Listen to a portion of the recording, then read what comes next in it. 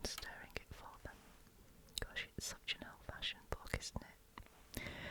Games follow, including one in which an object is passed from hand to hand round a long table under the cloth.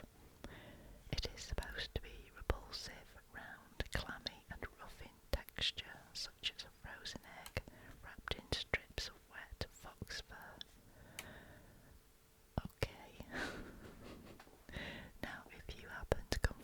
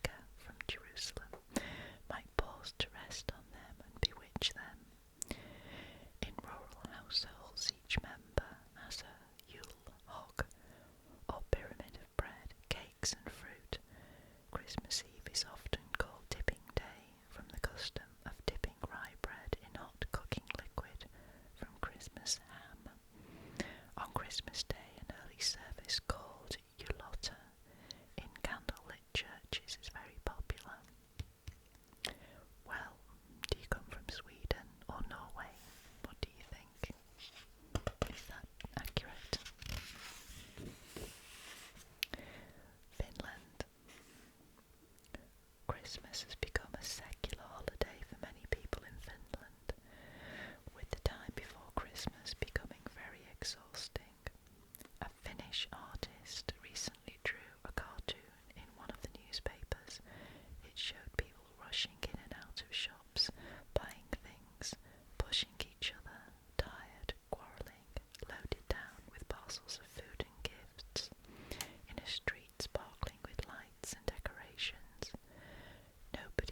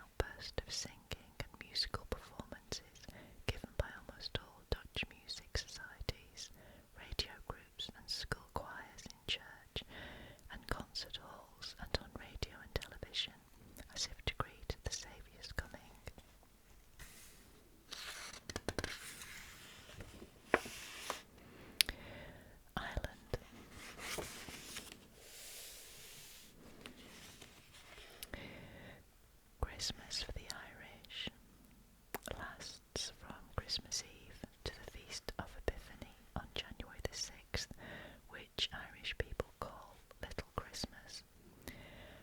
After sunset on Christmas Eve, the father of the house puts a tall, thick candle on the sill of the largest window. The youngest member of the family, in honour of the infant Jesus, is usually chosen to light the candle. It is left to burn all night. To any who, like Mary and Joseph, may be looking for shelter. Sometimes many candles are put in the windows, and in Ireland any wanderers are given hospitality and sent on their way with a gift of money at this season.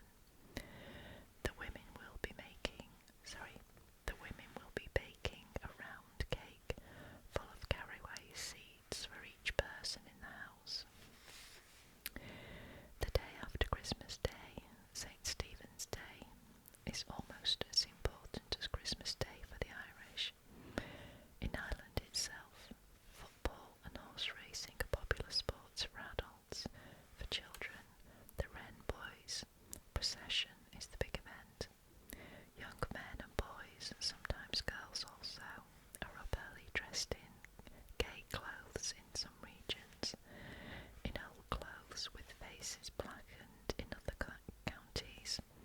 In some southern districts, they have homemade hoods over their heads with eyes cut out or masks of Mickey Mouse and Donald Duck. They march and sing to an accompaniment of violins, accordions, harmonicas and horns. They carry a long pole with a holly bush tied to its top. This is supposed to contain a captured wren, and in less humane days a wren was actually killed and carried around in procession. Later, the wren took the tour in a stable lantern, or as in Wales, in a special wren house, sometimes called feeding the wren. The ceremony was used by young people to ask for money for the starving wren, i.e. their own empty pockets. A rhyme for the occasion was, the wren, the king of all birds, on St. Stephen's Day was caught in the furze. All through the year, the tiny wren, full-volumed in its song, is king of all birds. This title was claimed, it is said, by a crafty wren who rode on an eagle's head and boasted he had flown higher than an eagle. But for all his boasts, he suffered a vendetta for many years at Christmas in Cornwall and Oxfordshire in England, and in the Isle of Man and France, as well as in Ireland.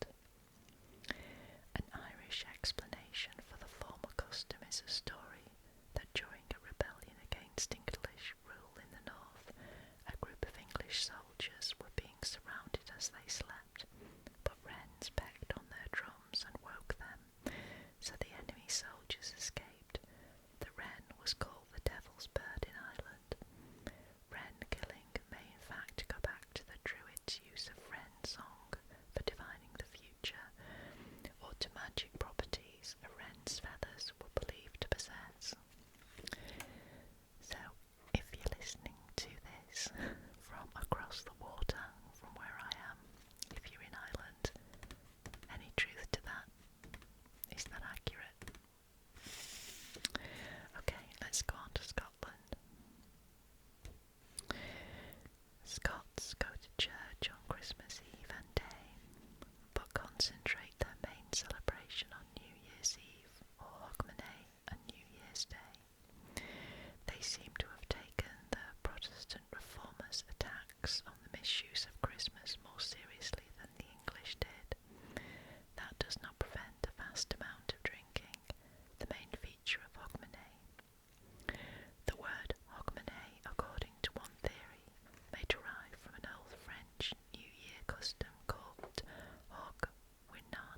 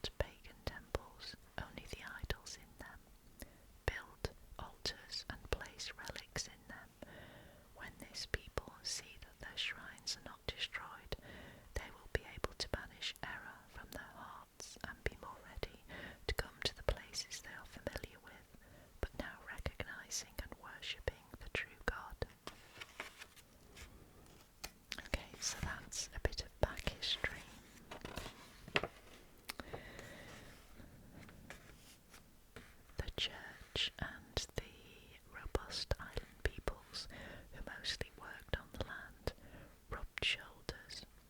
No doubt more rubbed off the clerical shoulders onto their flocks than the other way round, but there was always a two-way traffic, as the lower orders of clergy were drawn from peasant stock. At the turn of the first 1,000 years after Christ, Ethelred, with his laws, and Edward the Confessor, with his decrees, had established that Christmas was to be a time of peace and concord that could appeal to those with secular or spiritual outlooks, and churchmen and women constantly strove to make the spiritual current the stronger one in the tides of their age. Holly, for instance, one of the evergreen decorations used in homes and churches, was believed by village folk to keep witches and tax collectors away. Christians made wreaths of it as symbols of Christ's crown of thorns, placed on his head by Roman soldiers before they led him out to the crucifixion. The red berries were said to represent drops of his blood.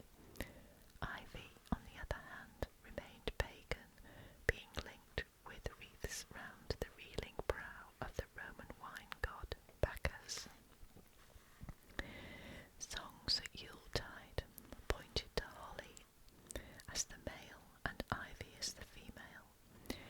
In an anecdote, an English knight is said to have invited his tenants and their wives to Christmas dinner, but before you eat holly, he said, with a mischievous look at the men, any one of you who is master of his wife must sing a carol. Only one fellow got up and nervously sang a carol. The knight then turned to the women's table and said, Ivy, it's your turn. Whoever is master of her husband is to sing a carol as proof, at which, says the tale, they fell all to such singing that there never was heard such a caterwailing piece of music. The knight laughed and declared, the ivy is the master. Trees play a part to this day in the folklore and customs of England's Christmas. The Glastonbury thorn is said to owe its origin to Joseph of Arimathea, who arranged for Christ's body to be buried after the crucifixion. Soon after, he is said to have landed in Britain to spread the faith. Tired of his journey from the Isle of Avalon, he stuck his thorn staff in the ground and went to sleep on what is now called Weary All Hill. When he woke, he found it had taken root and was to flower at Christmas time.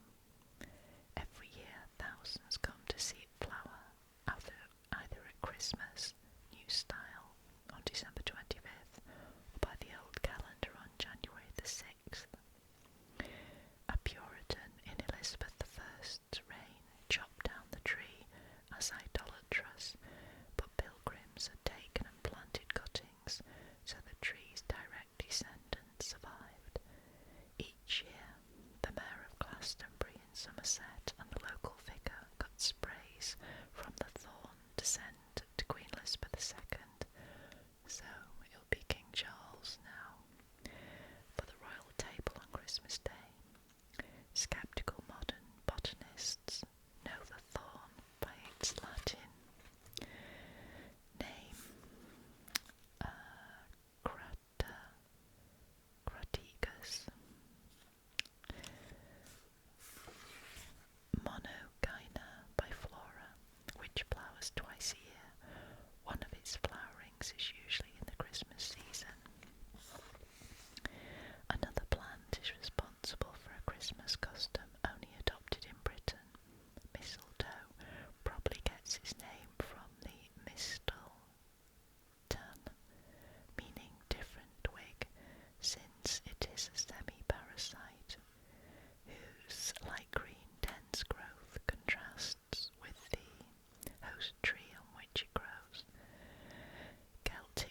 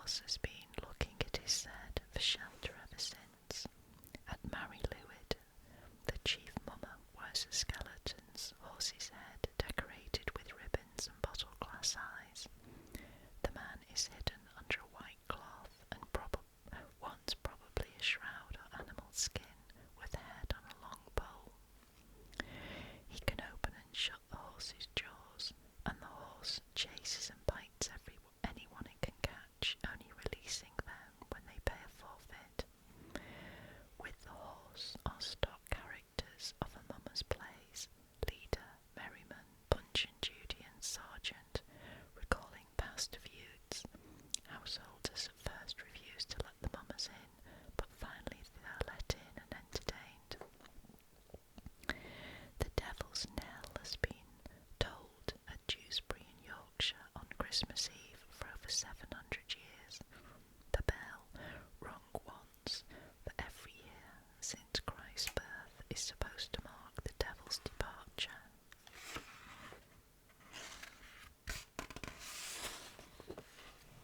From Earth, and especially from Dewsbury. The bell is called Black Tom of Sud Hill and is named after Thomas de Sud Hill, a 13th century gentleman who is said to have killed one of his servants. As a penance, he presented the bell to the church. Mystery or miracle plays, which are performed to this day in York and Chester, were a more elaborate custom, and a contrast to the pagan mummers, giving the story of the birth of Christ with shepherds, first roistering, then reverent. Okay, I'm going to finish there. Well, that was interesting, if not slightly controversial.